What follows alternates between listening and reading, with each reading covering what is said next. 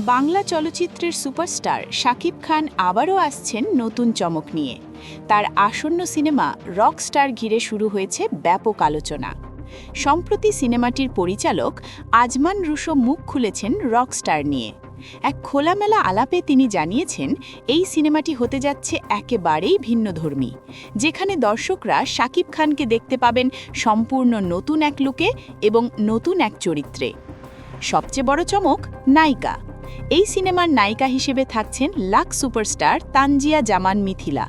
এটি তার কেরিয়ারের অন্যতম বড় প্রজেক্ট হতে যাচ্ছে বলে মনে করছেন অনেকে। মিথিলাও শাকিব খানকে নিয়ে করেছেন দারুণ প্রশংসা। তিনি বলেন, শাকিব খান শুধু একজন সুপারস্টারই নন, তিনি একজন অসাধারণ কো-আর্টিস্ট, যার সাথে কাজ করা সত্যিই দারুণ অভিজ্ঞতা। পরিচালক আজমান রুশো আরও জানান, রকস্টার সিনেমায় থাকবে ভিন্নধর্মী গল্প, স্টাইলিশ প্রেজেন্টেশন এবং বড় বাজেটের চমক, যা দর্শকদের নতুন অভিজ্ঞতা দেবে। এখন দেখার বিষয়, রকস্টার দিয়ে আবারও বক্স অফিস কাঁপাতে পারেন কিনা শাকিব খান।